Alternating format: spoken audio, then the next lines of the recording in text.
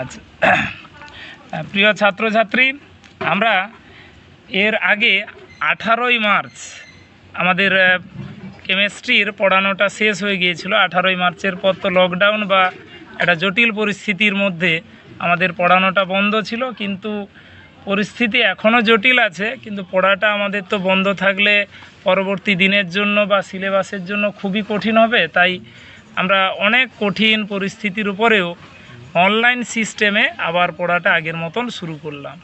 আচ্ছা, তোমাদের প্রত্যেকের কাছে এই ভিডিওটা পৌঁছানোর পর চ্যানেল মারফত প্রথমে ওই ভিডিওটা অন করার আগে পিডিএফের আকারে যে ফাইলটা যাবে, সেই পিডিএফের আকারে ফাইলটা খাতায় পুরোটা লিখে নেবে। তারপরে ভিডিওটা দেখে দেখে পুরো পড়াটা মিলাতে থাকবে।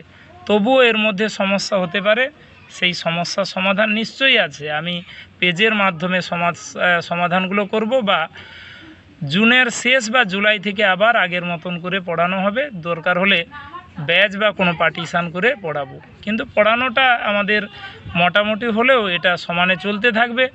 আর এখন থেকে না সিলেবাস যদি টানা যায়, তাহলে এমনিতেই তো প্রায় 2.5 মাস পিছিয়ে গেলাম, তারপরে আরও পিছিয়ে গেলে দেখা যাবে তার শেষ আর কখনো করা যাবে না। তাই কঠিন পরিস্থিতিতেও আমাদের পড়াটা চালিয়ে যাওয়ার জন্য এই রকম একটা পরিকল্পনা আমরা নিতে বাধ্য হয়েছি। আচ্ছা, তোমাদের জৈব রসায়ন জাস্ট যেখানে শেষ হয়েছিল তারপর থেকেই আজ পড়ানো শুরু হলো। আচ্ছা, আজকে আমরা পড়ব প্রথমে জৈব যৌগের শ্রেণীবিভাগ।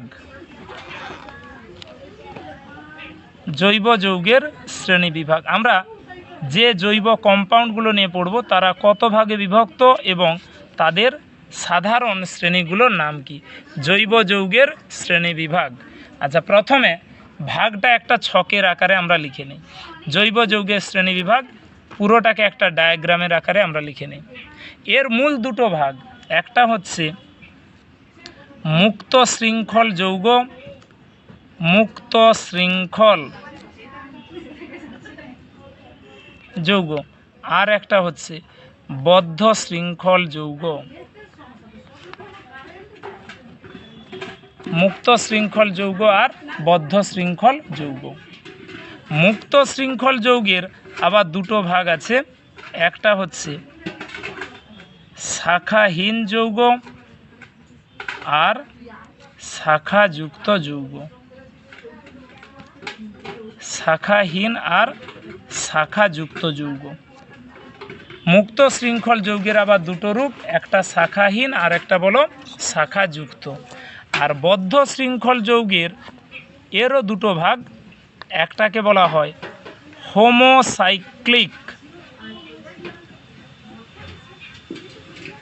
হোমোসাইক্লিক, আর একটা হচ্ছে হেটারোসাইক্লিক। হোমোসাইক্লিক আর হেটারোসাইক্লিক দুটো ভাগ। হোমোসাইক্লিকের আবার দুটো রূপ, একটা হচ্ছে অ্যালিসাইক্লিক, অ্যালিসাইক্লিক, আর একটা হচ্ছে অ্যারোম্যাটিক। অ্যালিসাইক্লিক আর একটা রূপের নাম হচ্ছে অ্যারোম্যাটিক। তবে হেটারোসাইক্লিকের আর কোনো ভাগ নেই। আচ্ছা, অ্যারোম্যাটিককে আবার দুটো রূপে ডাকা হয়, একটাকে বলা হয় নন বেনজিনয়েড,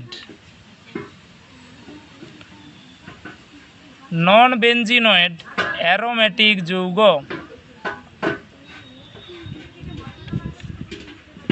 নন বেনজিনয়েড অ্যারোম্যাটিক যৌগ, আর একটা হচ্ছে বেনজিনয়েড, বেনজিনয়েড অ্যারোম্যাটিক যৌগ।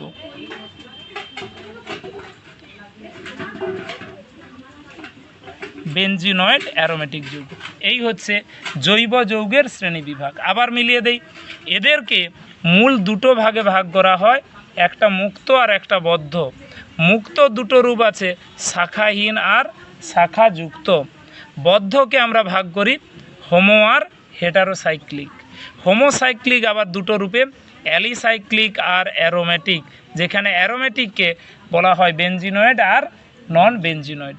আর হেটারোসাইক্লিক এটা এই অবস্থাতেই থেকে যায়। এবার প্রত্যেকটা ভাগ আমরা ডেফিনেশন এবং উদাহরণ সহ বোঝার চেষ্টা করি। প্রথমে আসি 1 নম্বরে। মুক্ত শৃঙ্খল যৌগ।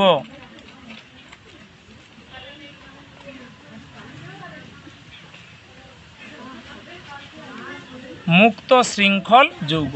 আচ্ছা, মুক্ত যৌগ শোনো, মুক্ত হচ্ছে যে যৌগের দুটো প্রান্তীয় পার্ট থাকে। আমরা যেমন বলি মুক্ত শৃঙ্খল চলে যাচ্ছে, যে জৈব যৌগে যতগুলো কার্বন থাক দুদিকের দুটো কার্বন যদি দু প্রান্তে থাকে, এই যে কার্বন পরপর একটার সঙ্গে আর একটা লেগে যাচ্ছে, 3টে 4টা 5টা 6টা যটা কার্বনই থাক, দুদিকে দুটো কার্বন যদি দু প্রান্তে অবস্থান করে, আমরা যেমন পরপর হাত ধরাধরি করে যদি পরপর দাঁড়াতে থাকি, দু সাইডে যে দুজন ব্যক্তি তাদের দুটো হাত সম্পূর্ণ মুক্ত অবস্থায় থাকবে, ওই যৌগটাকে আমরা বলবো কি যৌগ?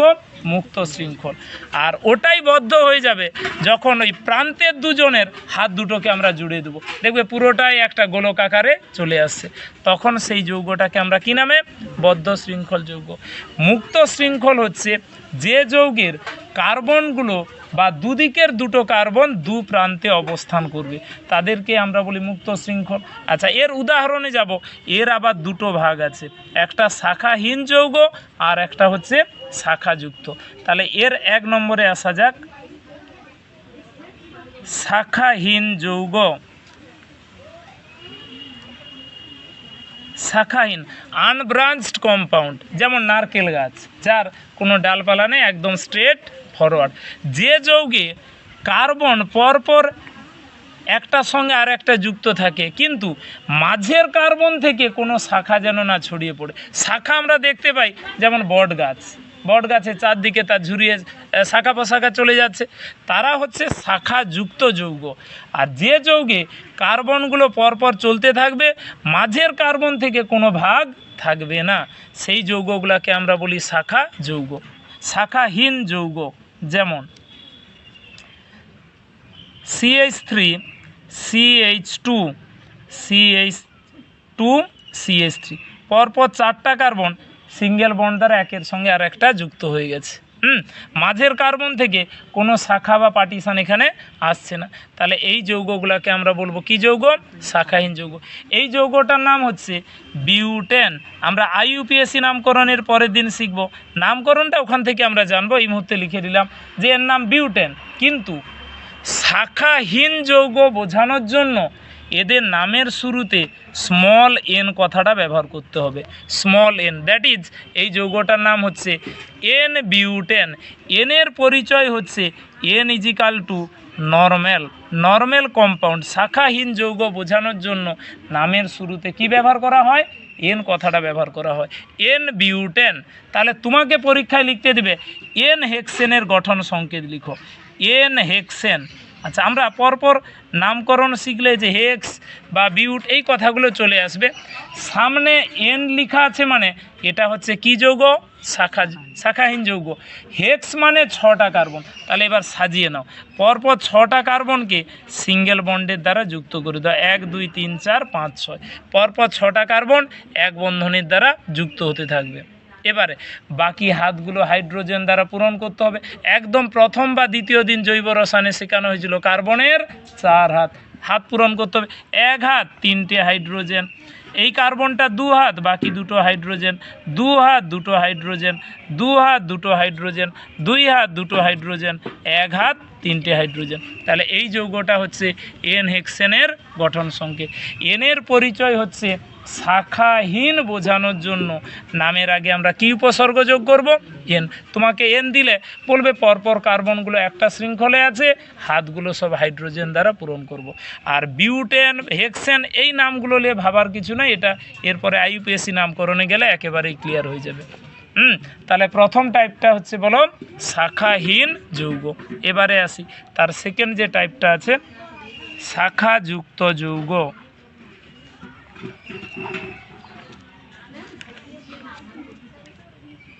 শাখাহীন আর শাখাযুক্ত, ব্রাঞ্চড কম্পাউন্ড। শাখাযুক্ত যৌগ, শাখাযুক্ত হচ্ছে সবসময় মাঝের কার্বন থেকে যদি চারদিকে কার্বনগুলো ছড়িয়ে যায়, কখনো ধারের কার্বনে শাখা হয় না, সর্বদা মাঝের কার্বনে শাখা হয়।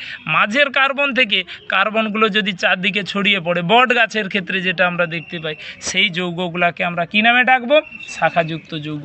আমরা উদাহরণে বসাই, কার্বন কার্বন কার্বন কার্বন, একটা শৃঙ্খল বরাবর পরপর 4টা কার্বন চলছে, মাঝের কার্বন থেকে আর একটা কেটে চলে গেছে। একটা কেন, ততোধিক কার্বন হতে পারে, 1টা 2টো 3টে, যে যেমন খুশি ছড়িয়ে পড়ে যাচ্ছে। মাঝের কার্বন থেকে যদি কার্বনগুলো ছড়িয়ে যায়, তাদেরকেই বলা হয় যে এটা হচ্ছে শাখাযুক্ত যৌগ। যার শাখা আছে সেটা শাখাযুক্ত, না থাকলে তাদেরকে আমরা বলি শাখাহীন। এবার শাখাযুক্ত যৌগের দুটো উপসর্গ ব্যবহৃত হয়, এর আবার দুটো রূপ পাবো। প্রথমে এতে শাখাযুক্ত যৌগের দুটো রূপ। এতে আইসো যৌগ, কিছু যৌগ আছে তাদের নামের আগে আমরা এই উপসর্গটা যোগ করি আইসো, তার নাম যেমন আছে তাই থাকবে, নামের আগে যোগ হয়ে যাবে কি আইসো। আচ্ছা, আইসোর ডেফিনেশন হচ্ছে, যদি প্রথম কার্বনের পর দ্বিতীয় কার্বনে শাখারূপে একটি -CH3 গ্রুপ যুক্ত থাকে, প্রথম কার্বনের পর দ্বিতীয় কার্বনের শাখারূপে যদি একটি CH3 গ্রুপ যুক্ত থাকে, সেই গঠনে আইসো উপসর্গ ব্যবহৃত হয়। আইসো,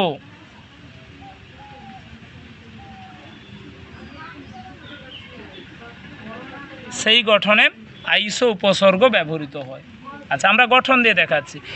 এই হচ্ছে 1 2 যটা কার্বন আছে থাক, প্রথম কার্বনের পর সেকেন্ড কার্বনে শাখারূপে থাকতে হবে একটা CH3 গ্রুপ, অন্য কাউকে থাকা চলবে না। কি থাকবে?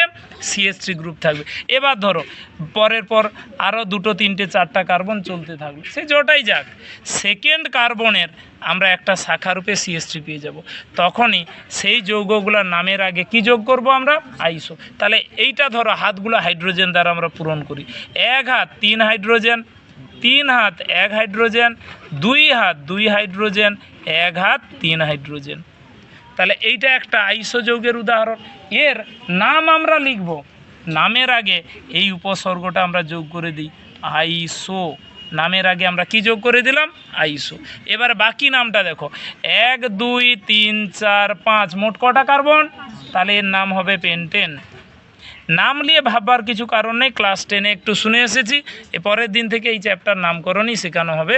এই মুহূর্তে আমরা নামটা সেখান থেকে লিখলাম, কিন্তু নামের আগে আমরা কি যোগ করলাম? আইসো কথাটা। এবার তোমাকে লিখতে দিবে আইসো হেক্সেনের গঠন সংকেত লিখো। আইসো হেক্সেন। আচ্ছা, হেক্স মানে হচ্ছে 6টা কার্বন, আইসো উপসর্গটা ব্যবহৃত হবে। তাহলে প্রথম কার্বনের পর সেকেন্ড কার্বনে শাখারূপে আমরা একটা কি যোগ করে দিলাম? CH3 group. হেক্স 6টা কার্বন, 1 2 3, মোট কটা লেখা হয়ে গেছে? 3টে। এবার শৃঙ্খল বরাবর বাকি 3টে কার্বন লিখবে, এইখান থেকে পরপর 3টে কার্বন, 1 2 3। এটাকে বলা হয় মূল শৃঙ্খল, দীর্ঘ শৃঙ্খল, আর এটা হচ্ছে তার শাখা। কখনো শৃঙ্খল ছোট শাখা বড় এটা হয় না, শাখা চিরকাল শাখার মতনই হয়।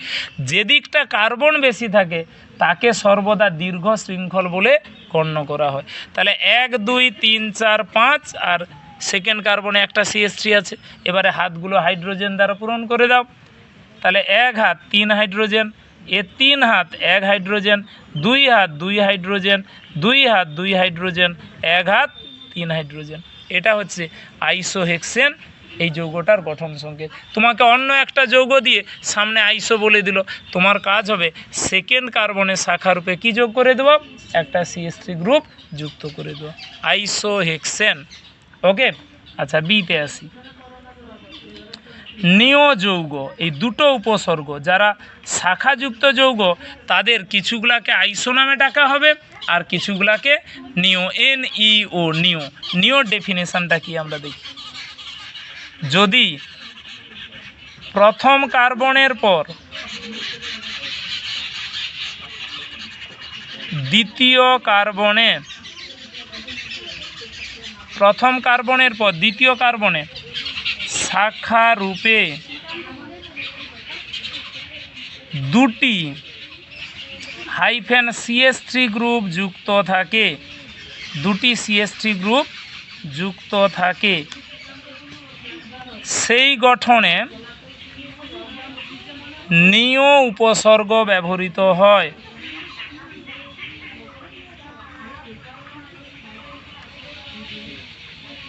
সেই গঠনে নিয় উপসর্গ ব্যবহৃত হয়।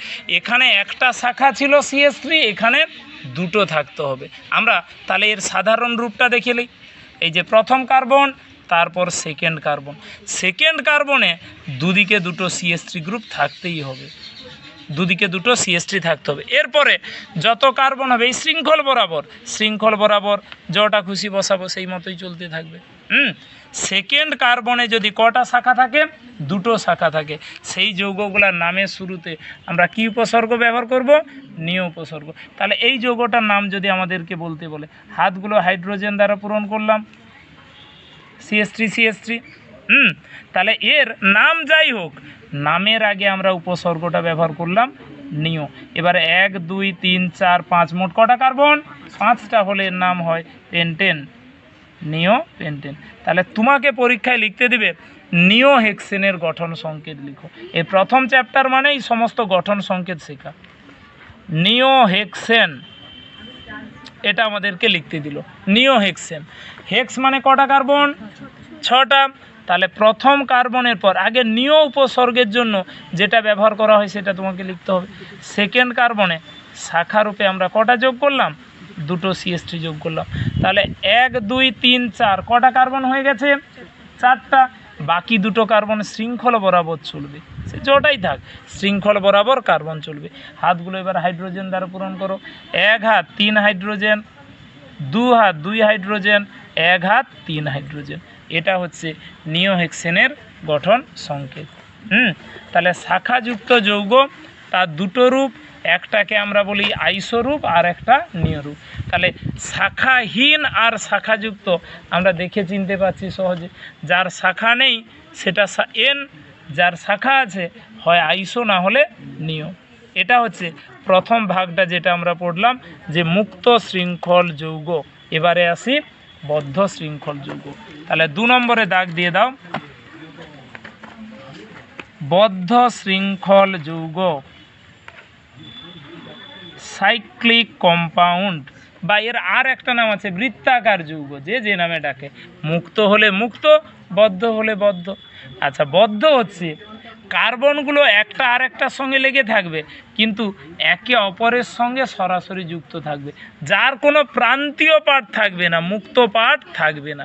3টে কার্বন, 4টা কার্বন, 5টা কার্বন, 6টা কার্বন একে অপরের সঙ্গে পরপর যুক্ত হয়ে বৃত্তাকার গঠন সৃষ্টি করলে সেই যৌগগুলোকে বলা হয় বদ্ধ শৃঙ্খল যৌগ।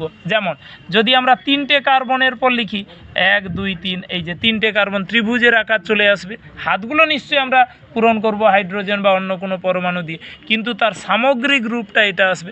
4টা কার্বন 1 2 3 4, মাঝখানে বন্ড। 5টা কার্বন 1 2 3 4, মাঝখানে একটা 5, 3 4 5 6, তার চেয়েও বেশি কার্বন দিয়ে হয়। তবে সচরাচর দেখা যায় 8-এর বেশি কার্বন দ্বারা বদ্ধ শৃঙ্খল গঠন খুব একটা স্থায়িত্ব পায় না বলে আমরা লিখিও না। 3টের পর লিখলাম, 4টার উপরে, 5টার উপর, 6টার উপর, 7 8ও পর্যন্ত আমরা লিখি। তার বেশি কার্বনের পর বৃত্তাকার যৌগ সহজে ভেঙে যায় বলে তাদের আর অতটা লেখার চেষ্টাও করি না, বা উদাহরণ হিসাবে আমরা লিখব না। আচ্ছা, এই বৃত্তাকার গঠন বা বদ্ধ শৃঙ্খল যৌগ এটাকে আবার দুটো ভাগে ভাগ করা হয়েছে, একটা হোমোসাইক্লিক আর একটা হেটারোসাইক্লিক। খাতার 2 সাইডে দুটো পার্ট দেখাও। এদিকে লিখো হোমোসাইক্লিক, তাহলেই পড়াটা আরও সহজ হবে, কারণ দুটোকে কাছাকাছি তোমাকে লিখতে হবে। হোমোসাইক্লিক এই বৃত্তাকার যৌগকে আর একটা নামে বলা হয় সাইক্লিক কম্পাউন্ড। বৃত্তাকার যৌগ একটা হোমোসাইক্লিক, আর এদিকটা হচ্ছে হেটারোসাইক্লিক। হোমো আর হেটারোসাইক্লিক। আচ্ছা দেখা যাক, হোমোসাইক্লিক চিনতে পারলে হেটারোসাইক্লিকলি আর কোনো সমস্যা হবে না। তারপরে আবার হোমোসাইক্লিকের বেশ কয়েকটা ভাগও পড়ব।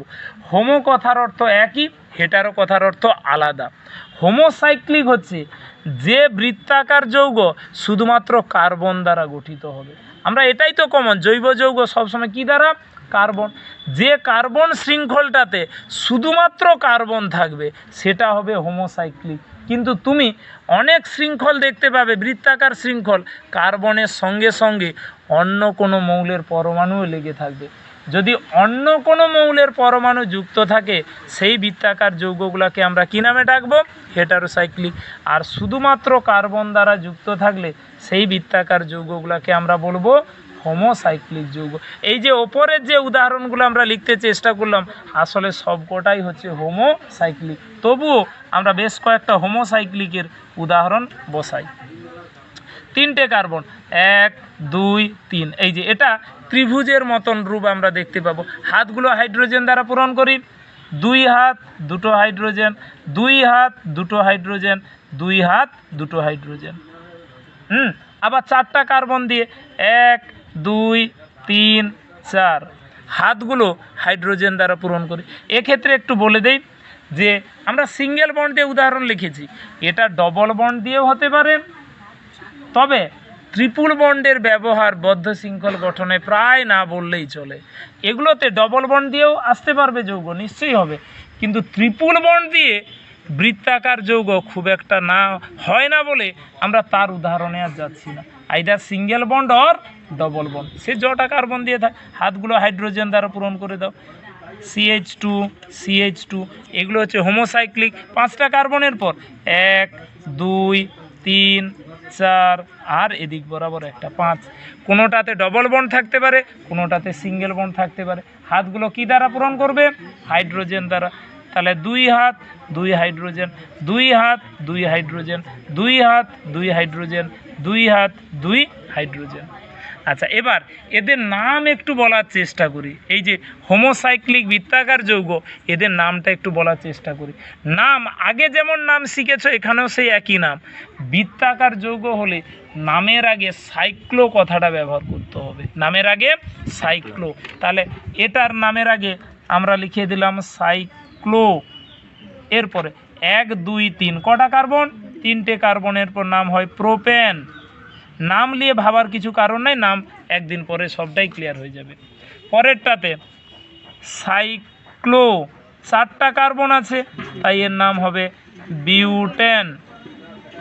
পরেরটাতে সাইক্লো, যেই হোক সে ডবল বন্ড থাক বা সিঙ্গেল বন্ড থাক, নামের আগে আমরা সাইক্লো কথাটা ব্যবহার করব। 1 2 3 4 5টা কার্বন, পেন্টেন। তাহলে দেখো একটু আগে বিউটেনের কতগুলা রূপ পড়েছ। প্রথমে পড়লে এন বিউটেন, তারপরে আইসোবিউটেনও আছে, আবার এখন পড়লে সাইক্লোবিউটেন বা পেন্টেনের ক্ষেত্রেও তাই, হেক্সেনেরও ক্ষেত্রে তাই। তোমাকে এই গঠন সংকেতটা লিখতে দেবে, কখনো আইসো ব্যবহার হবে, কখনো নিও ব্যবহার হবে, কখনো সাইক্লো ব্যবহার হবে, কখনো নামের আগে এন কথাটা ব্যবহার করা হবে। তার গঠন চেঞ্জ, নামের আগে উপসর্গগুলাও কি হয়ে যাচ্ছে? পরিবর্তন হয়ে যাচ্ছে। তাহলে একই ব্যক্তি হাজারটা রূপে অবস্থান করতে পারে। এটাই অর্গানিক কেমিস্ট্রি, এটাই অর্গানিক কেমিস্ট্রি। আচ্ছা, সাইক্লোর একাধিক রূপে যাব, আমরা উল্টো দিকে চলে আসি। Heterocyclic compound. আচ্ছা, হেটারো হচ্ছে যে বৃত্তাকার গঠন, কার্বন অবশ্যই থাকবে, কার্বনের সঙ্গে অন্য কোনো মৌলের পরমাণু যদি যুক্ত থাকে হেটারো অ্যাটম বলে বলা হয়। এই যে নাইট্রোজেন, কোনোটাই অক্সিজেন, কোনোটাই সালফার, দেখবে বৃত্তাকার গঠনে কার্বনের সঙ্গে কে লেগে আছে? অক্সিজেন লেগে বা নাইট্রোজেন বা সালফার যুক্ত থাকে, সেই যৌগগুলোকে আমরা বলি হেটারোসাইক্লিক কম্পাউন্ড। সাইক্লিক মানে বৃত্তাকার যৌগ, হোমোসাইক্লিক মানে কার্বন দ্বারা যে সাইকেলটা গঠিত হয় সেটা হোমোসাইক্লিক। কার্বনের সঙ্গে অন্য কোনো মৌলের পরমাণু যুক্ত থাকলে তাদেরকে বলা হয় হেটারোসাইক্লিক কম্পাউন্ড। আমরা উদাহরণে বসাই, কার্বন কার্বন কার্বন, কার্বন, পরপর 4টা কার্বন, কিন্তু এদের সঙ্গে এই যে অক্সিজেন আর একটা মৌলের পরমাণু যুক্ত হয়ে গেছে, সঙ্গে সঙ্গে একটা অক্সিজেন যুক্ত হয়ে গেছে। এখানে কি অক্সিজেন বা নাইট্রোজেন আমরা কোনো বৃত্তাকার গঠনে বসিয়েছি? বসাইনি, কিন্তু এখানে কি যুক্ত হয়ে গেছে? অক্সিজেন বা নাইট্রোজেন। তখনই এটাকে আমরা কী নামে ডাকবো? হেটারোসাইক্লিক। আচ্ছা, এর এই জায়গাগুলোতে ডবল বন্ড বসিয়ে দাও। নির্দিষ্ট উদাহরণ কয়েকটা আমরা লিখবো হেটারোসাইক্লিকের উপর। এদিকেও ডবল বন্ড, এদিকেও ডবল বন্ড। এবারে হাতগুলো হাইড্রোজেন দ্বারা পূরণ করো। 3 হাত 1 হাইড্রোজেন, 3 হাত 1 হাইড্রোজেন, 3 হাত 1 হাইড্রোজেন, 3 হাত 1 হাইড্রোজেন। অক্সিজেনের 2 হাত পূরণ হয়ে গেছে। এটার নাম হচ্ছে ফিউরান। এই যৌগটার নাম হচ্ছে ফিউরান। ফিউরান একটি হেটারোসাইক্লিক যৌগ। তোমাকে হেটারোসাইক্লিক যৌগের উদাহরণ দেওয়া বলে আরও বেশ কয়েকটা নাম লিখব। যদি বলে কেন এটাকে হেটারোসাইক্লিক বলা হচ্ছে, না এখানে পুরো বৃত্তটাতে কে লেগে আছে? অক্সিজেন যুক্ত আছে, অন্য কোনো মৌলের পরমাণু যুক্ত আছে, তাই এটাকে আমরা এই নামে ডাকলাম। আচ্ছা, পরের উদাহরণে চলে আসি। Carbon, carbon, carbon, carbon, nitrogen. অক্সিজেনের জায়গাতে আমরা কাকে বসিয়ে দিয়েছি? নাইট্রোজেনকে বসিয়ে দিয়েছি। এবার দুধারে দুটো ডবল বন্ড দিয়ে দাও, আর নাইট্রোজেনের সঙ্গে একটা এইচ যোগ করে দাও। নাইট্রোজেনের 3 হাত, দুটো বন্ড আছে, তাই সিঙ্গেল বন্ডে একটাকে এইচ যোগ করে দিলাম। এবারে হাতগুলো আমরা কি দ্বারা? হাইড্রোজেন দ্বারা পূরণ করব। 3 হাত 1 হাইড্রোজেন, 3 হাত 1 হাইড্রোজেন, 3 হাত 1 হাইড্রোজেন, 3 হাত 1 হাইড্রোজেন। এই যৌগটার নাম হচ্ছে পিরোল। পিরোল, ফিউরান, পিরোল, এরা হচ্ছে পাইরোল বা পিরোল বলা হয়, হেটারোসাইক্লিক কম্পাউন্ড। আর একটা পপুলার উদাহরণ তো বলতেই হয়। পরপর 5টা কার্বন বসাও, 1 2 3 4 5, আর এদের সঙ্গে যুক্ত থাকবে নাইট্রোজেন। গঠনগুলো খুব ধরে ধরে বসাবে, কারণ জৈব রসায়নের উত্তর সবসময় গঠন দিয়ে হয়। ল্যাঙ্গুয়েজ বা এর বিশেষ কোনো প্রয়োজনীয়তা নেই, শুধুমাত্র স্ট্রাকচার ড্রটাই শেষ কথা হয়। পরপর 5টা কার্বন, সঙ্গে একটা নাইট্রোজেন, একটা ছাড়া একটাতে ডবল বন্ড বসাও, যেমন খুশি ডবল বন্ড, কিন্তু একটা ছাড়া একটা, অল্টারনেট ডবল বন্ড। এবারে হাতগুলো সব হাইড্রোজেন দ্বারা পূরণ করে দাও। 3 হাত 1 হাইড্রোজেন, 3 হাত 1 হাইড্রোজেন। প্রত্যেকটা কার্বনে একটা করে এইচ যুক্ত হয়ে যাবে, প্রত্যেকটা কার্বনে একটা করে এইচ, আর নাইট্রোজেনে 3 হাত হয়ে গেছে, 3টে বন্ড মানে 3 হাত হয়ে গেছে। আচ্ছা, এটার নাম হচ্ছে পিরিডিন।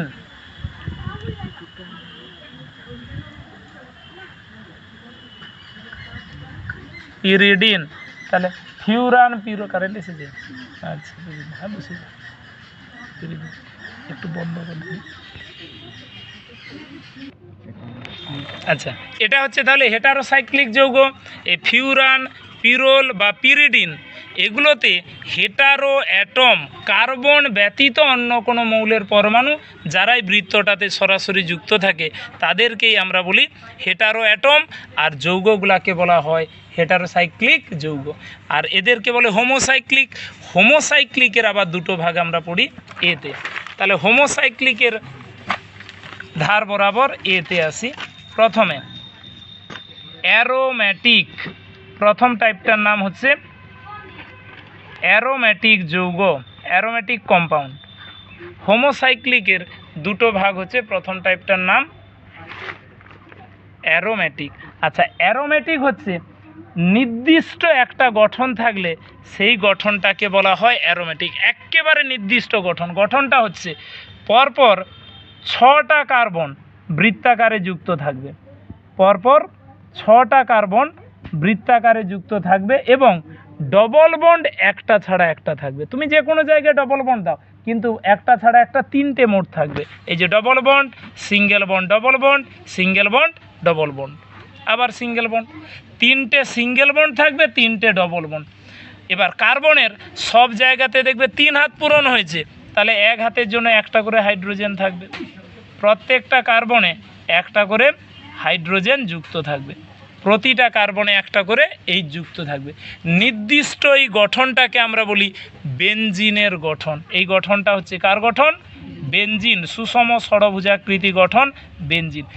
এই গঠন যতগুলি যৌগের মধ্যে থাকবে তাদেরকেই আমরা অ্যারোমেটিক বলে ডাকবো। অ্যারোমেটিক একেবারে নির্দিষ্ট।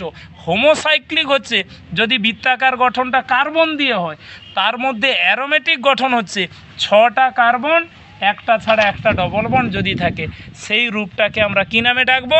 অ্যারোমেটিক গঠন বলে ডাকবো, অ্যারোমেটিক যৌগ। বেনজিন কেন? বেনজিনের ওপর যে কোনো যৌগ হতে পারে, বেনজিন সংজাত যে কোনো যৌগ অ্যারোমেটিক হবে, কিন্তু এই রূপটা থাকবে। 6টা কার্বন, 3টে ডবল বন্ড থাকতেই হবে, তাদেরকে আমরা কী নামে ডাকবো? অ্যারোমেটিক ডাকবো। আদারওয়াইজ এই রূপটা বাদ দিয়ে যত হোমোসাইক্লিক যৌগ তাদেরকে আমরা অ্যালিসাইক্লিক বলে ডাকবো। তাহলে সেকেন্ড যে ভাগটা আছে, বিতে আসি, অ্যালিসাইক্লিক। দ্বিতীয় যে ভাগটা আছে অ্যালিসাইক্লিক যৌগ। হোমোসাইক্লিকের দুটো রূপ আমরা পেয়েছি, অ্যারোমেটিক আর অ্যালিসাইক্লিক। এখানে এক লাইনের ডেফিনেশানটা আমরা লিখে দেই। অ্যারোমেটিক যৌগ ব্যতীত, অ্যারোমেটিক যৌগ ব্যতীত সমস্ত হোমোসাইক্লিক ই, সমস্ত হোমোসাইক্লিক ই অ্যালিসাইক্লিক যৌগ। সমস্ত হোমোসাইক্লিক ই অ্যালিসাইক্লিক যৌগ, এক লাইনের এর ডেফিনেশান। তাহলে আলাদা করে এর উদাহরণ লিখতে আর হচ্ছে না। এই যে তুমি খানিকক্ষণ আগে হোমোসাইক্লিকের যে উদাহরণ, সাইক্লোপ্রোপেন, সাইক্লোবিউটেন বা সাইক্লোপেন্টেন, হেক্সেন, এরা প্রত্যেকেই হচ্ছে অ্যালিসাইক্লিক যৌগ, সবকটাই অ্যালিসাইক্লিক। তাহলে এর মধ্যে শুধুমাত্র এই রূপটা যাদের মধ্যে দেখতে পাবো, 6টা কার্বন এবং 3টে ডবল বন্ড, এই রূপটাকেই নির্দিষ্ট করে আমরা কী নামে ডাকবো? অ্যারোমেটিক। আদারওয়াইজ সমস্ত হোমোসাইক্লিকই হয়ে যাচ্ছে অ্যালিসাইক্লিক। তাই এর আর উদাহরণ লেখার কোনো দরকার নেই। তুমি যত হোমোসাইক্লিকই লিখতে পারবে তারা সকলে অ্যালিসাইক্লিক হবে, কেবল এই রূপটা বাদ দিয়ে, শুধুমাত্র এই রূপটা বাদ দিয়ে। ওকে, এবারে আসা যায়।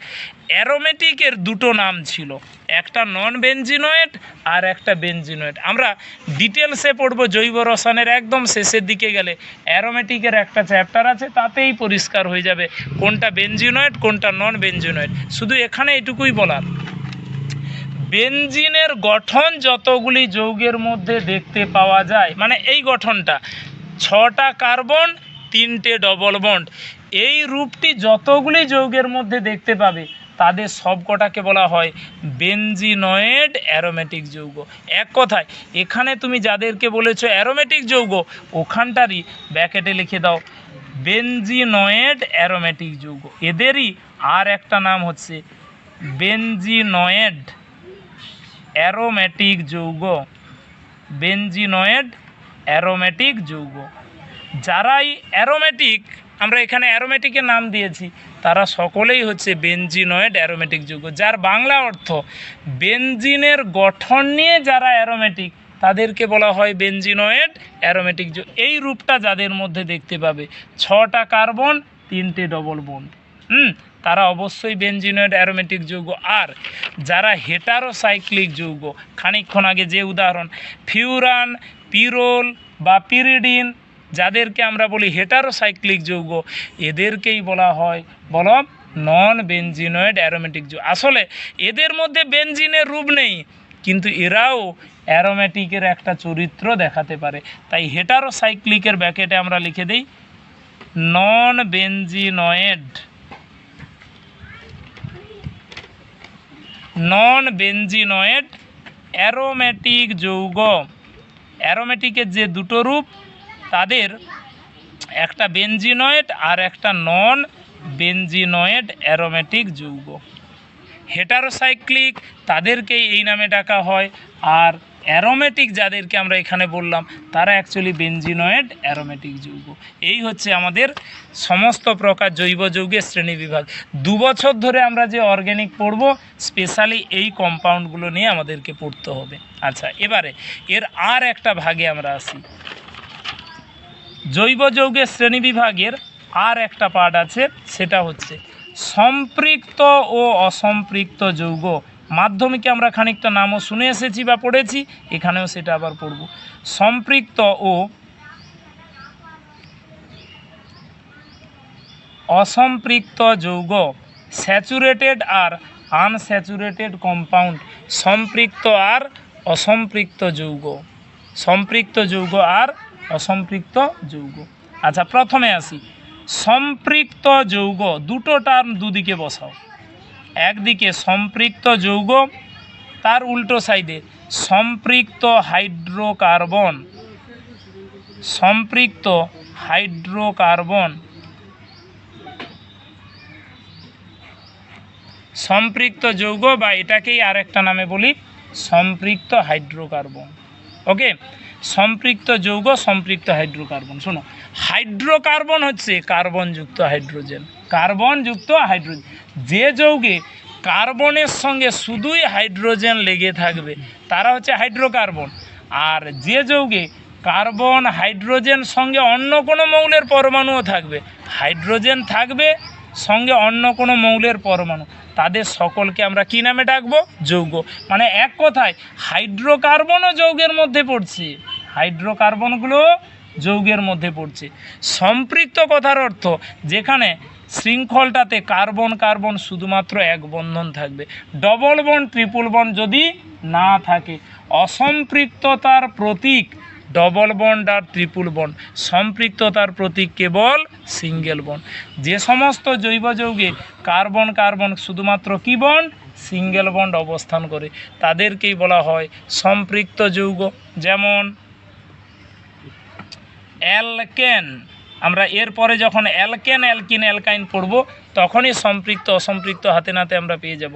অ্যালকেনই সমস্ত সম্পৃক্ত যৌগের উদাহরণ, আবার ওদেরকেই আর একটা নামে বলবে যে এরা হচ্ছে সম্পৃক্ত হাইড্রোকার্বন। উদাহরণ বসাই, CH4, CH3, CH3 ইত্যাদি কী নামে ডাকবে?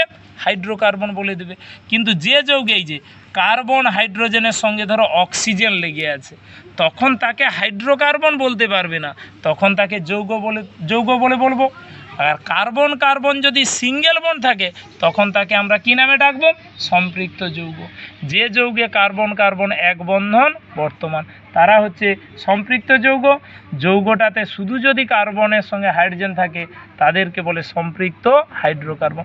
আসলে এরও উদাহরণ হবে সমস্ত অ্যালকেন, একই ক্যাটাগরির যৌগ, হাইড্রোকার্বনও সেই যৌগের অন্তর্ভুক্ত হয়ে পড়ে। অ্যালকেনটাই সম্পৃক্ত হাইড্রোকার্বন, অ্যালকেন সঙ্গে আরও একাধিক যৌগ সম্পৃক্ত যৌগের উদাহরণ হয়। আর 2 নম্বরে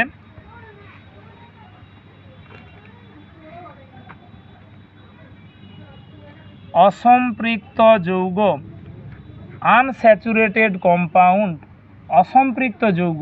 তাহলে উল্টো সাইডে আরেকটা আমরা লিখি অসম্পৃক্ত হাইড্রোকার্বন।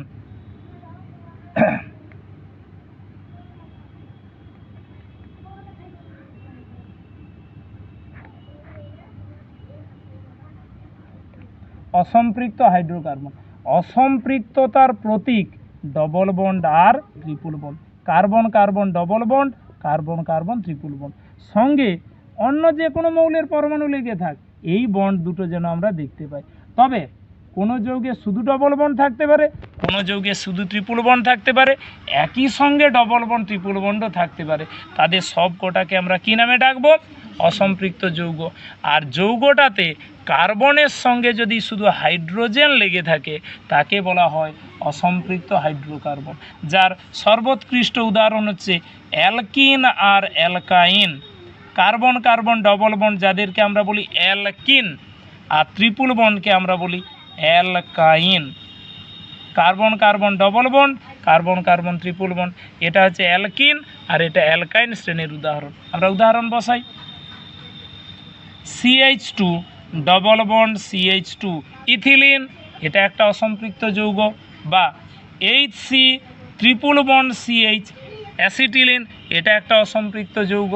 একই ক্ষেত্রে এদেরকে আমরা হাইড্রোকার্বন বলেও বলবো, কারণ এখানে কার্বনের সঙ্গে শুধু কে যুক্ত আছে? হাইড্রোজেন যুক্ত আছে। এবার অসম্পৃক্ত যৌগ হাইড্রোকার্বনও হবে, যৌগও হবে। এমন উদাহরণ যদি আমরা লিখতে চাই, CH2 ডবল বন্ড CHO, এই রকম একটা যৌগ। তাহলে এখানে কার্বন হাইড্রোজেনের সঙ্গে আর একটা কে যুক্ত আছে বলো, অক্সিজেন। তাই একে আর হাইড্রোকার্বন বলতে পারবো না, একে শুধুই আমরা যৌগ বলে বলবো, শুধুই এটাকে যৌগ বলে ডাকবো। এরা হচ্ছে অসম্পৃক্ত যৌগ। আর অসম্পৃক্ত হাইড্রোকার্বনের সাইডেও আমরা বসিয়ে দিই অ্যালকিন আর অ্যালকাইন। অ্যালকিন সঙ্গে অ্যালকাইন, অ্যালকিন আর অ্যালকাইন। অসম্পৃক্ত হাইড্রোকার্বনের উদাহরণ অ্যালকিন অ্যালকাইন। অসম্পৃক্ত যৌগ অ্যালকিন অ্যালকাইন সঙ্গে অন্য কোনো মৌলের পরমাণুও যদি যুক্ত থাকে, ডবল বন্ড আর ট্রিপল বন্ড কোনো একটা বা দুটোই থাকতে পারে। আচ্ছা, এই হচ্ছে অল টোটাল জৈব যৌগের সমস্ত প্রকার শ্রেণীবিভাগ। এরপরে আসি বন্ধন রেখা সংকেত।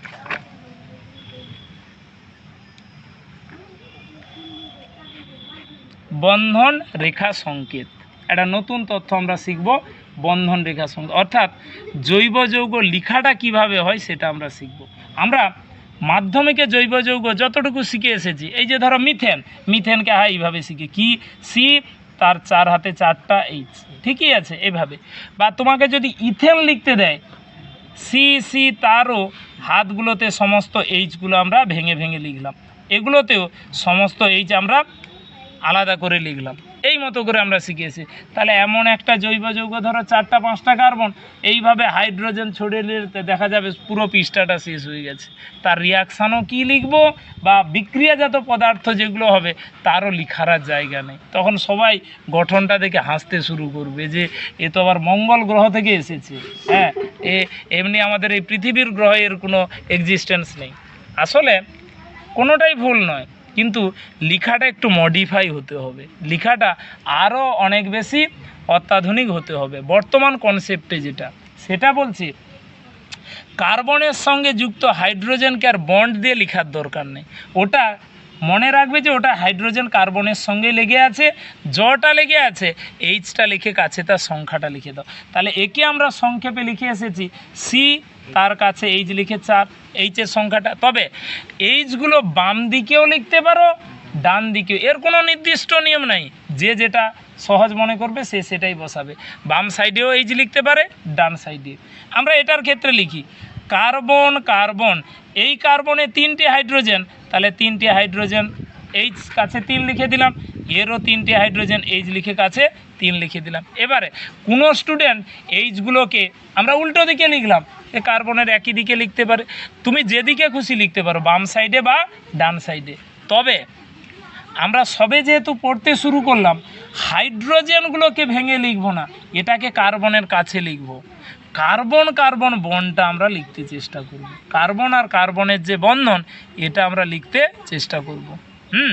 এটা যেন বসাই, এটা যে লিখতে হবে এমনটা বলছি না, কিন্তু সবে আমাদের হাতে ঘড়ি পড়েছে অর্গ্যানিকে, আমরা এখন আপাতত লিখতে চেষ্টা করি। 2 দিন পরে যখন এক্সপার্ট হয়ে যাব, আরও বেশি অর্গ্যানিক কম্পাউন্ড লিখতে অভ্যস্ত, তখন তুমি এইটুকুটাকে অমিট করতে পারো, সিঙ্গেল বন্ড। আসলে সিঙ্গেল বন্ড উজ্জ থাকে, ও বললেও আছে না বললেও আছে।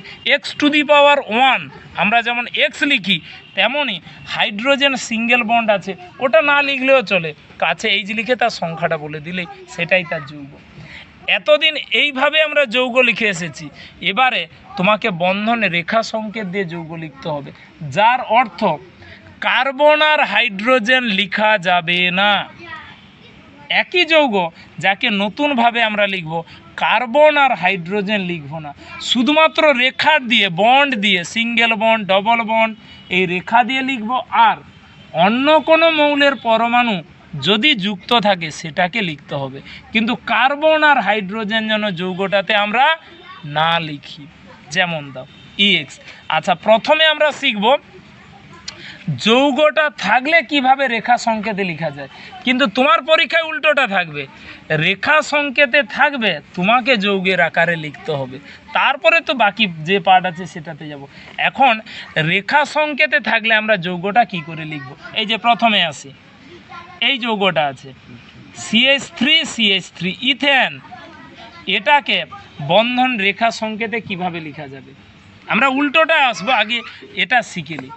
না, কার্বন আর হাইড্রোজেনকে অমিট করো, ওদের লেখা যাবে না, দেখো তো কার্বন হাইড্রোজেন বাদ দিলে আর কি পড়ে আছে? জাস্ট একটা আকার পড়ে আছে। আর কি থাকলো? এইটাই হচ্ছে ইথেন। সিঙ্গেল বন্ড হচ্ছে অ্যাকচুয়ালি কার? ইথেনের গঠন।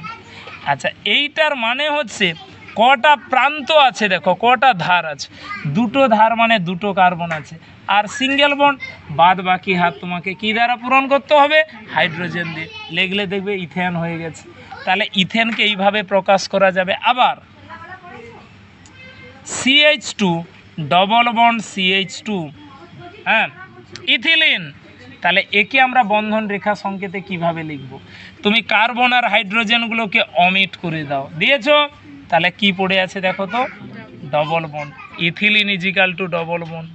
হ্যাঁ, আবার HC triple bond CH, HC triple bond CH, acetylene.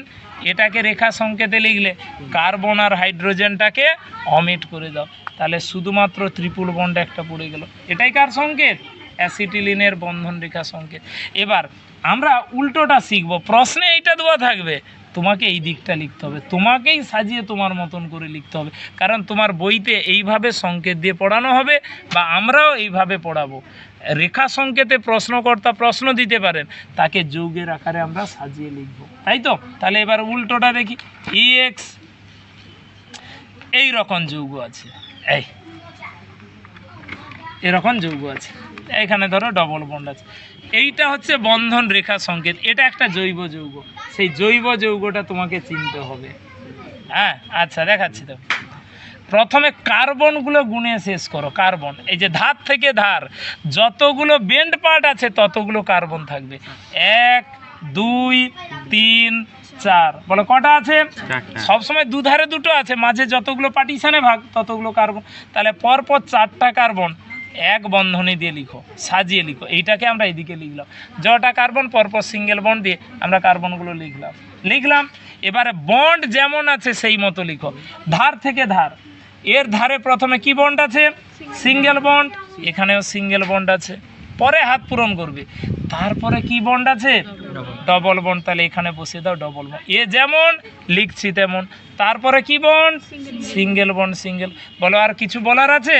এবারে হাতগুলো হাইড্রোজেন দিয়ে পূরণ করতে হবে। এই যে 1 হাত 3 হাইড্রোজেন, 3 হাত 1 হাইড্রোজেন, 3 হাত 1 হাইড্রোজেন, 1 হাত 3 হাইড্রোজেন। এইটা হচ্ছে জৈব যৌগ। এই আকারে প্রশ্নকর্তা দিবেন, তোমাকে এইভাবে সাজাতে হবে। তারপরে তো বাকি পড়াগুলো পরপর আসবে। আচ্ছা, একইভাবে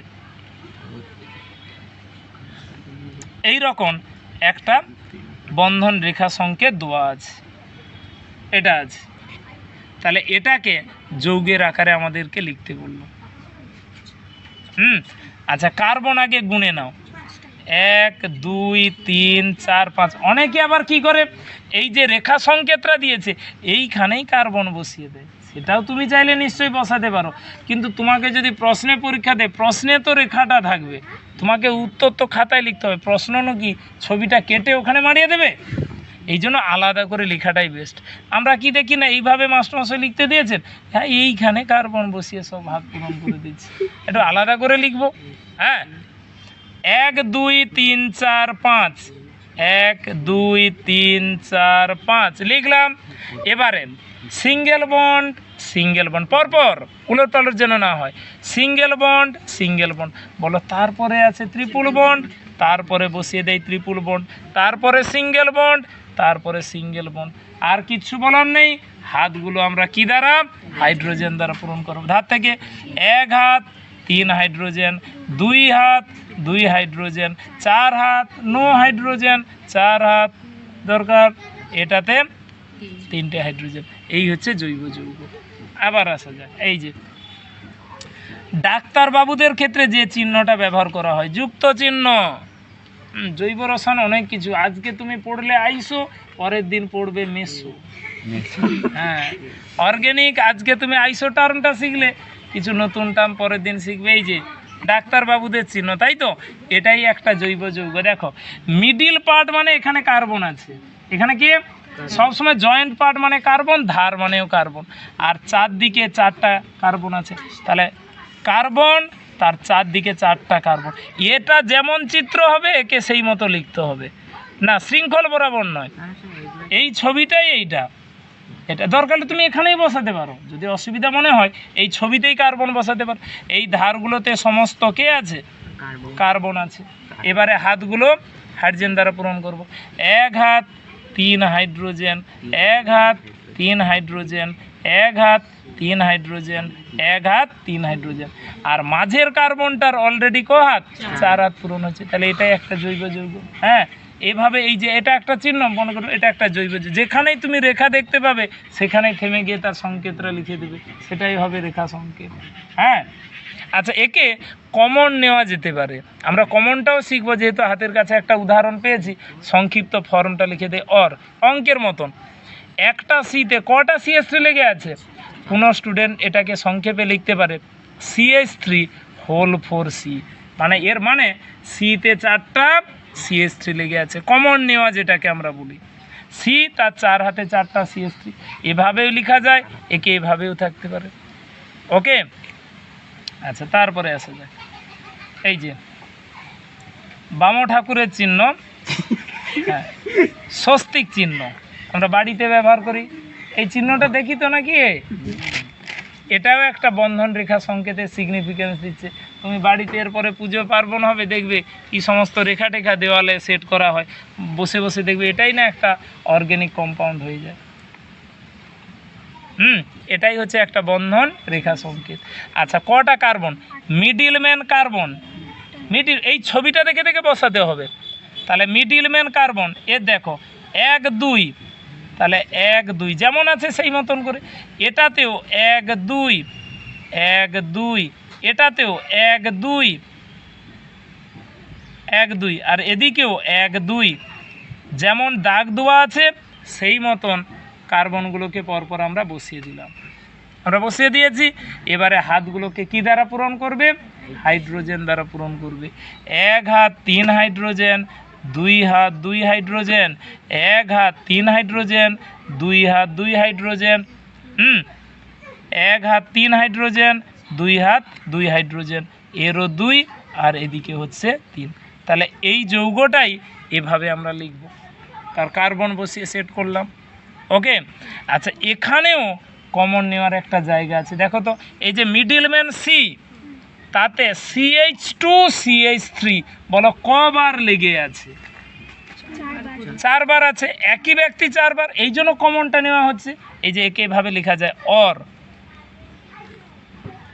CH3 CH2 হোল 4C, মানে এই কার্বনে CH2 CH3, দেখো উল্টোটা যেন না লেখা হয়, CH3 CH2 হোল 4C, কেউ CH2 CH3 হোল 4C, সেটা কিন্তু একই উত্তর হলো না।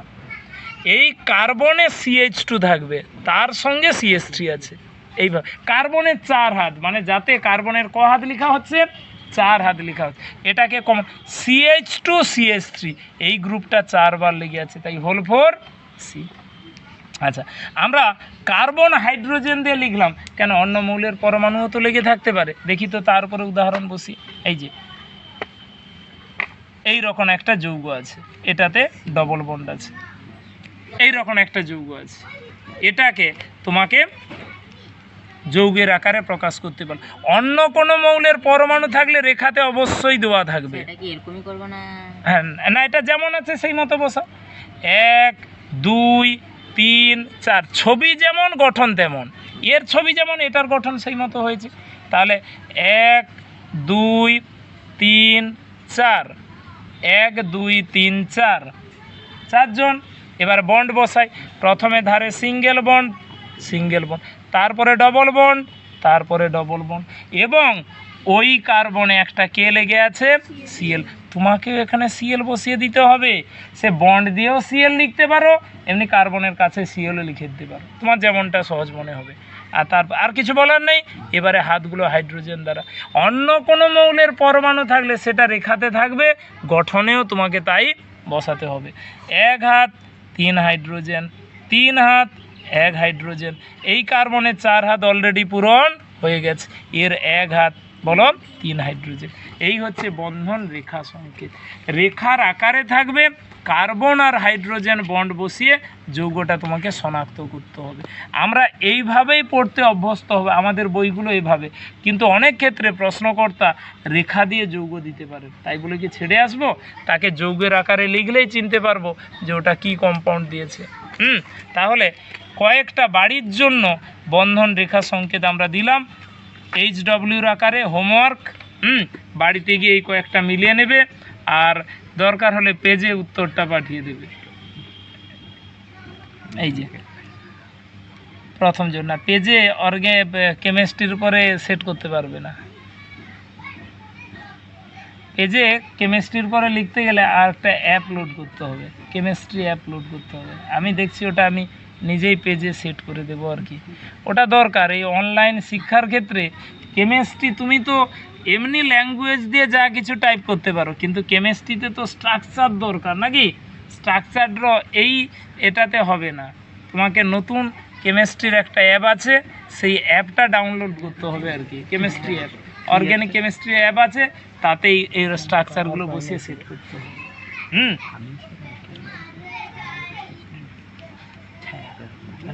এটা একটা যৌগ, এটা একটা যৌগ। এই যে আমরা বট গাছ আঁকছি,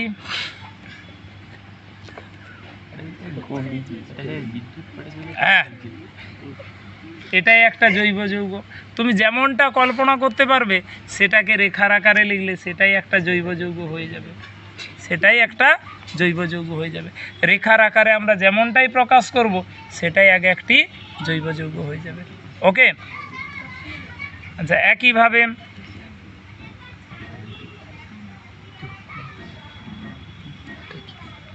এরকম একটা যৌগ, এখানে কি হইল ওই এইরকম একটা রেখার আকারে যৌগ দেওয়া আছে।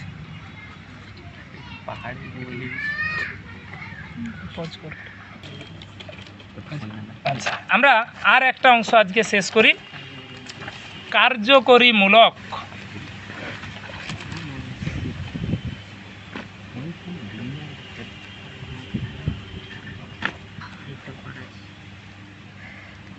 কার্যকরীমূলক ব্র্যাকেটে FG ফাংশনাল গ্রুপ, কার্যকরীমূলক। আচ্ছা ক্লাস 10-এ আমরা 5টা-6টা কার্যকরীমূলকের নাম পড়ে এসেছি, এখানে পুরো কার্যকরীমূলকের পরিচয়টা পাবো। আচ্ছা কার্যকরীমূলক এক কথায় বলা হয় একটা জৈব যৌগের পুরো পরিচয়টাই আসবে যদি তার সঙ্গে এই মূলকটা যুক্ত থাকে। এমন কোনো জৈব যৌগ আমরা জানি না যার কোনো কার্যকরী মূলক নেই। আসলে কার্যকরী মূলকবিহীন জৈব যৌগ হচ্ছে একেবারেই অলীক কল্পনা, যে সেটা কখনোই হয় না। আমরা যে জৈব যৌগই লিখি না কেন অবশ্যই কার্যকরী মূলক তার সঙ্গে লিখতে হবে। কার্যকরী মূলক লিখা মাত্রই জৈব যৌগের পরিচয় জানা যাবে, তাকে কী নামে ডাকা হয়, সে কোন ধরনের বিক্রিয়াতে অংশগ্রহণ করে আমরা পরপর জানতে পারবো। কিন্তু যদি কার্যকরী মূলক না লিখতে পারি তাহলে সেই জৈব যৌগকে একেবারে আমরা কল্পনাও করতে পারবো না যে সেটা কোনো জৈব যৌগের পর্যায়ে পড়বে না। কার্যকরীমূলক হচ্ছে এক বা একাধিক পরমাণুর একটা সমষ্টি, একটা পরমাণুও থাকতে পারে, একাধিক পরমাণুর যোগফল হতে পারে, যেটাকে বলে পরমাণু পুঞ্জ, যাদের দ্বারা জৈব যৌগের বিক্রিয়া নির্ধারণ করা হয়। একটা অর্গ্যানিক কম্পাউন্ড কোন ধরনের বিক্রিয়াতে অংশগ্রহণ করবে সেটাই নির্ণায়ক হচ্ছে তার সেই কার্যকরী মূলক। এক বা একাধিক পরমাণু পুঞ্জ বা পরমাণুর সমষ্টি যাদের দ্বারা জৈব যৌগের রাসায়নিক বিক্রিয়া নির্ধারণ করা হয় তাদেরকেই বলা হয় কার্যকরী মূলক।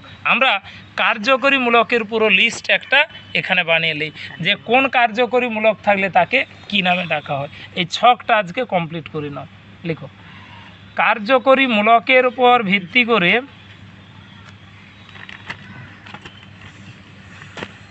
কার্যকরী মূলকের ওপর ভিত্তি করে জৈব যৌগের শ্রেণীবিভাগ।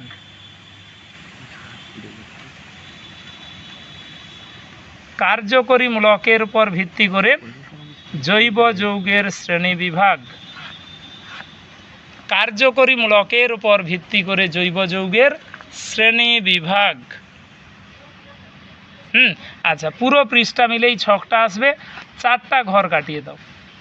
এই যে প্রথম ঘরটা যেমন খুশি, দ্বিতীয় ঘরটাও তাই, তৃতীয় ঘরটা একটু লেন্দি হতে হবে, আর চতুর্থ ঘরটা যেমন খুশি। 4টা ঘর আমরা কাটিয়ে দিই। কার্যকরী মূলকের শ্রেণী বিভাগ। কোন কার্যকরী মূলক থাকলে জৈব যৌগকে আমরা কী নামে ডাকবো তার একটা লিস্ট বানিয়ে দিই, এবং সারা 2 বছরের যে অর্গ্যানিক পড়া সেটা এই লিস্টের উপরে নির্ধারক হবে। মানে আমরা অর্গ্যানিক কম্পাউন্ড লিখব, সঙ্গে সঙ্গে দেখব যে এই কার্যকরী মূলকটা লেগে আছে, তারপরেই তার বিক্রিয়াটা আমরা লিখব। প্রথম ঘরটায় কার্যকরী মূলকের নাম। কার্যকরী মূলকের নাম, কার্যকরী মূলকের নাম। দ্বিতীয়টায় গঠন সংকেত, কার্যকরী মূলকের গঠন সংকেত। প্রথম ঘরে কার্যকরী মূলকের নাম, দ্বিতীয় ঘরে গঠন সংকেত। তৃতীয় ঘরে জৈব যৌগের গঠন,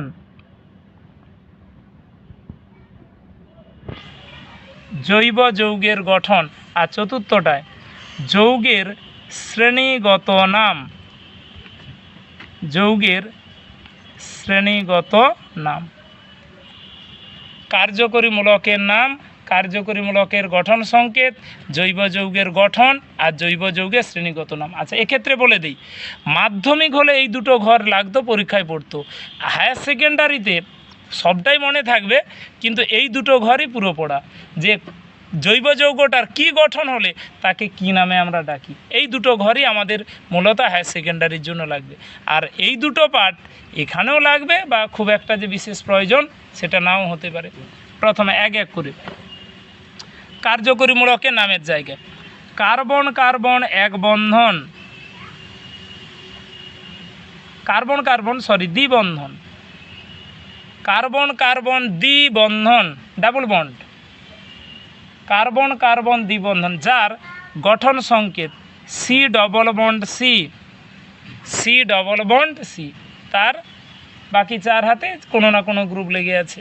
আচ্ছা, জৈব যৌগের গঠনও তাই, সি ডবল বন্ড সি, হাতগুলোতে কোনো না কোনো পরমাণু লেগে আছে। এই রূপটা যদি আমরা দেখতে পাই, কার্বন ডবল বন্ড কার্বন, এই শ্রেণীর যৌগকে বলা হয় অ্যালকিন। অ্যালকিন বাড়িতে পড়াটা এইভাবেই হবে, carbon carbon double bond alkene, লিখেই আমরা প্র্যাকটিস করব। এই রূপটা থাকলে তাকে এই নামে ডাকবো। তার সঙ্গে কোন পরমাণু লেগে আছে এটা জানাটা খুব একটা প্রয়োজন নয়, এই কার্যকরীমূলক তাকে এই নামেই আমরা ডাকবো। আচ্ছা, 2 নম্বরে কার্বন কার্বন ত্রিবন্ধন, কার্বন কার্বন ত্রিবন্ধন ট্রিপল বন্ড, গঠন সংকেত C triple bond C, C triple bond C, বাকি এক হাতে যে কেউ লেগে থাকতে পারে, সি ট্রিপল বন্ড সি। যৌগের গঠনেও তাই, সি ট্রিপল বন্ড সি, এগুলোতে কেউ না কেউ লেগে আছে। এই শ্রেণীর যৌগকে বলে অ্যালকাইন, অ্যালকাইন। কার্বন কার্বন ট্রিপল বন্ড এই শ্রেণীর যৌগকে কি বলে ডাকি? অ্যালকাইন। আচ্ছা, 3 নম্বরে হাইড্রক্সিল, কার্যকরী মূলকের নাম হাইড্রক্সিল, হাইড্রক্সিল বা হাইড্রক্সিও বলা হয়, যার গঠন সংকেত OH। হাইড্রক্সিল কার্যকরী মূলকটা হচ্ছে OH। যৌগের গঠনে আমরা লিখি ক্যাপিটাল আর কাছে OH। আচ্ছা, অর্গ্যানিকের সঙ্গে ক্যাপিটাল আর এর একটা বড় পরিচয় আছে, এই আর এর পরিচয় আমরা এরপরে পড়ব। আর রঞ্জন মাইতির আর নয়, আর এর একটা পরিচয় আমরা পাবো। আর অর্গ্যানিক যতদিন থাকবে আমরা প্রত্যেকটা রিয়াকশান এই ক্যাপিটাল আর দিয়ে প্রকাশ করব। বিক্রিয়া মাত্রই কী দ্বারা প্রকাশ হয়? Capital R. এর পরিচয়টা শেষে আমরা আসব। এই শ্রেণীর যৌগকে বলা হয় অ্যালকোহল, অ্যালকোহল। তাহলে এভাবেই পড়াটা আসবে, carbon carbon double bond C double bond C alkene, C triple bond C alkyne, OH alcohol. 4 নম্বরে অ্যালডিহাইড, অ্যালডিহাইড বা এর আর একটা নাম ফরমাইল,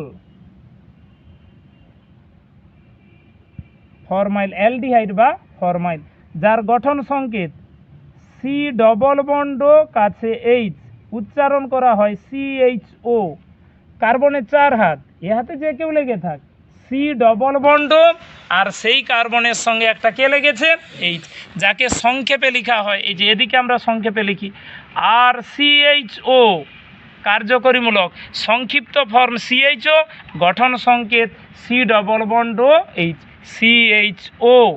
এই শ্রেণীর যৌগকে বলা হয় aldehyde, aldehyde. OH alcohol, CHO aldehyde. 5 নম্বরে কিটো, কার্যকরীমূলকের নাম হচ্ছে কিটো, সি ডবল বন্ড, দুদিকে দুটো ড্যাশ, কার্বনের 4 হাত, 2 হাতে কেউ না কেউ লেগে আছে, আর মাঝখানে কার্বনের সঙ্গে একটা অক্সিজেন ডবল বন্ডে থাকবে। যৌগের গঠন RCOR, RCOR, সিওটা মাঝখানে থাকবে, তার দুদিকে যে কেউ লেগে থাক। আচ্ছা, এই দুজনের মধ্যে একটা মিল আছে, এর সি ডবল বন্ডর ডান দিকে কে আছে এইচ, এর এখানে এইচ থাকবে না, এইচ থাকলে অ্যালডিহাইড, এইচ না থাকলে কিটোন।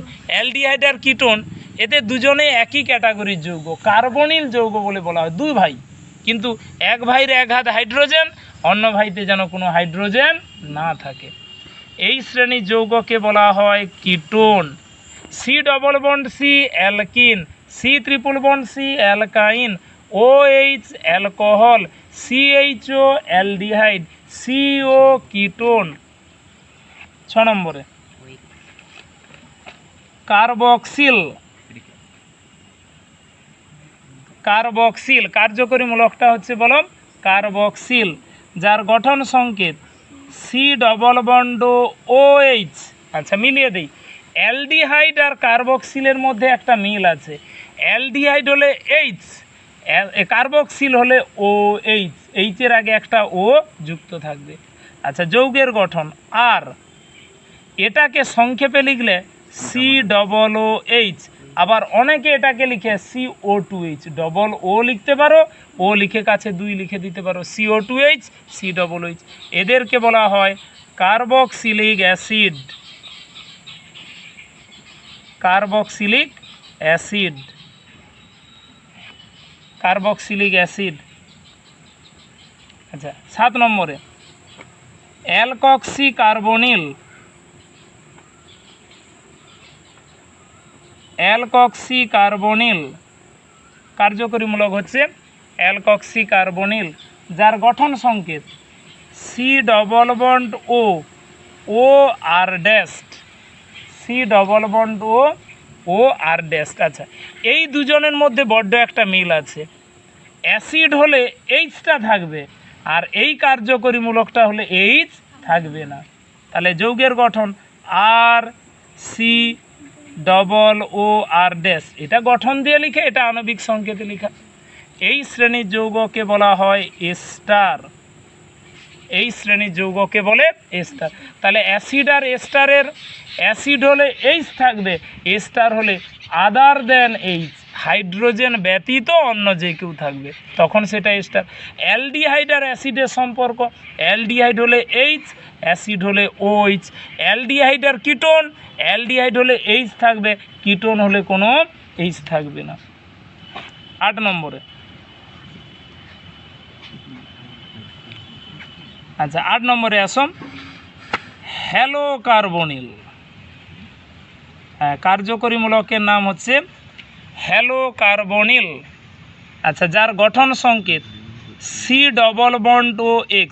হ্যালো হচ্ছে হ্যালোজেন, যাদেরকে আমরা ক্লাস 10-এ পড়ে এসেছি, হ্যাঁ, ফ্লোরো ক্লোরো ব্রোমো আয়োডো, এখানে এদেরকে একত্রে বলা হয় হ্যালো। এই যে যাকে সংক্ষেপে X দ্বারা প্রকাশ করা হয়, সি ডবল বন্ড X, ব্র্যাকেটে লিখি X = ClBrI। তবে হ্যালো কার্বনিলে ফ্লোরো কখনো হবে না, ক্লোরো ব্রোমো আর আয়োডো। এখানে সিএল বসতে পারে, বিআর বসতে পারে, আই বসতে পারে, এফ হবে না। আচ্ছা, যৌগের গঠন আর সিও এক্স, আর সিও এক্স, এই শ্রেণীর যৌগকে বলা হয় এফ লিখেছে। ঠিক আছে, এইটা তো সিও এক্স, সিও এক্স এর এফ লিখেছে, সিএল বিআর এফ আই তো হবে। আচ্ছা আচ্ছা, সিএল বিআর আই, সরি, হ্যাঁ, CL BR I, X equal to CL BR I. আচ্ছা, এই শ্রেণীর যৌগকে বলা হয় অ্যাসিড হ্যালাইড।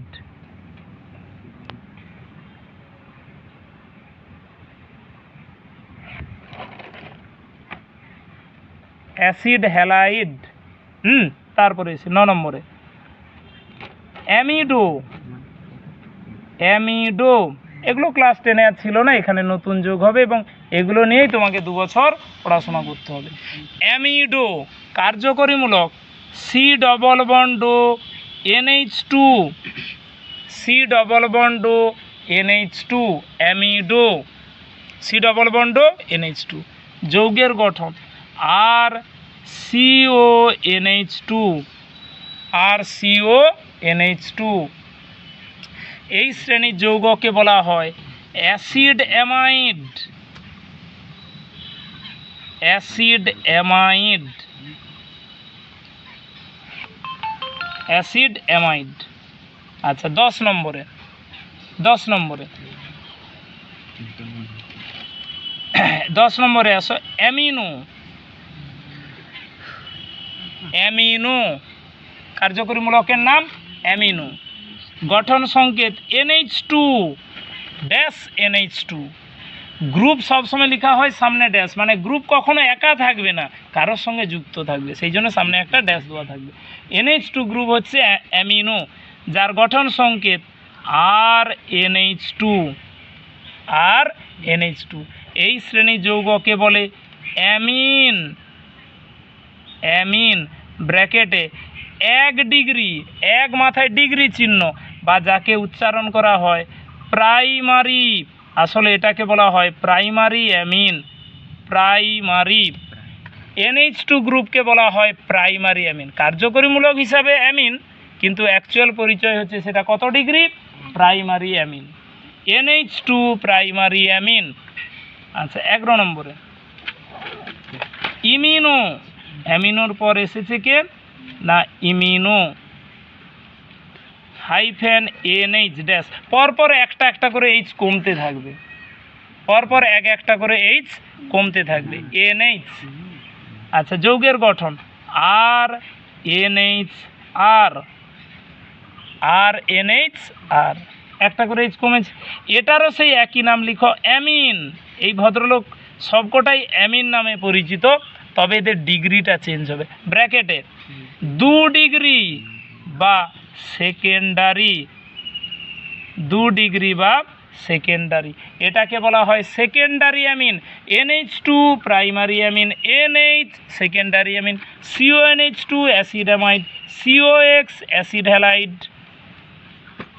আচ্ছা, 12 নম্বরে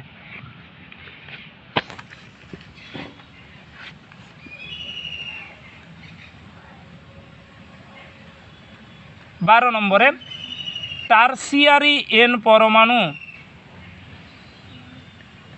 টারসিয়ারি নাইট্রোজেন পরমাণু, টারসিয়ারি N পরমাণু, টারসিয়ারি নাইট্রোজেন পরমাণু, টারসিয়ারি নাইট্রোজেন পরমাণু। আচ্ছা, যার গঠন N 3 দিকে 3টে বন্ড দিয়ে দাও, মানে পরপর এই যে একটা একটা করে কমেছে। NH2 primary amine, NH secondary amine, simply N tertiary amine, N 3 দিকে 3টে বন্ড।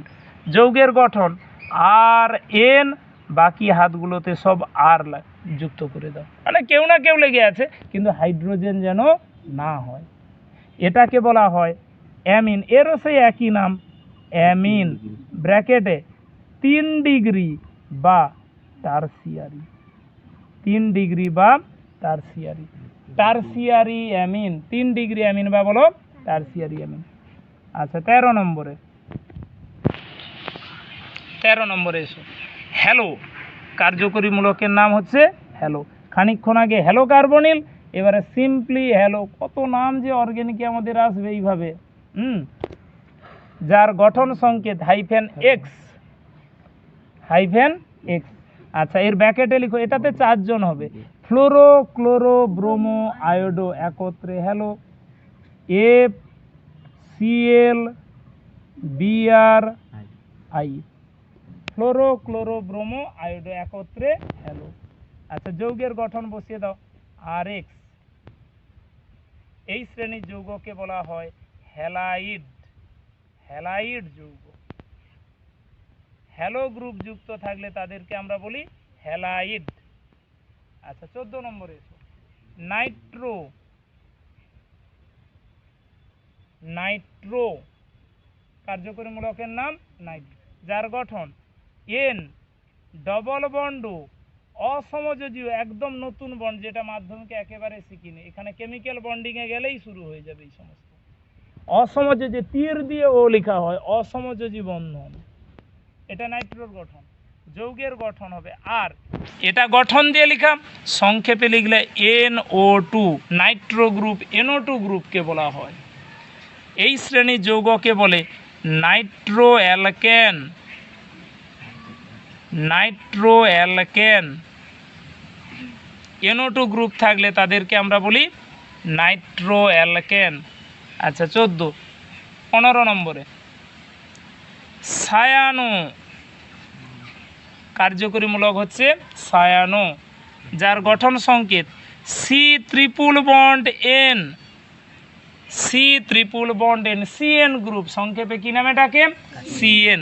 যৌগের গঠন আর সিএন, আর সিএন। এই শ্রেণীর যৌগকে বলা হয় cyanide, halide, amine, cyanide, nitro alkane. এদিকে primary amine, secondary amine, acid halide, amine, ester, ketone. আচ্ছা, বাকি 16 নম্বরে, এই 16টাই কার্যকরী মূলক। 16 নম্বরে ইথার, ইথার। আচ্ছা, ইথারের গঠন সংকেত ও, দুদিকে দুটো ড্যাশ দিয়ে দাও, ও দুদিকে দুটো ড্যাশ। ওকে, যৌগের গঠন আর ও আর, আর ও আর। এই শ্রেণীর যৌগকে বলা হয় ইথার, এই শ্রেণীর যৌগকে আমরা কি নামে ডাকি? ইথার। একেবারেই ঘর কমপ্লিট করে দাও। হ্যাঁ, আরও একটা দুটো আছে, সেগুলো আর লাগবে না, এই 16টা নেই, তোমাকে 2 বছর পড়াশোনা করতে হবে। আচ্ছা, এই টোটালটাতে আমরা দুটো চিহ্ন ব্যবহার করেছি, আর আর এখানে আর ড্যাশ। এদের পরিচয়টা লিখে নাও, যেটা পরের দিন আমাদের পড়া শুরুতেই যুক্ত হবে। আর কমা আর ড্যাশ ইজিক্যাল টু, এদের পরিচয়টা আগে আমাদের নিতে হবে। আর কমা আর ড্যাশ সমান অ্যালকিল, অ্যালকিল বা অ্যারাইল গ্রুপ, অ্যালকিল বা অ্যারাইল গ্রুপ, হয় অ্যালকিল গ্রুপ নতুবা অ্যারাইল গ্রুপ, যার পরিচয়টা আমরা এর পরে জানব। ওকে, আচ্ছা, আজকে এই পর্যন্ত পড়াইলাম। প্রত্যেকে আগে পিডিএফের মাধ্যমে পুরো খাতাটা বা কপিটা খাতায় লিখে নেবে, তারপরে ভিডিওটা ধরে ধরে পরপর পড়তে থাকবে।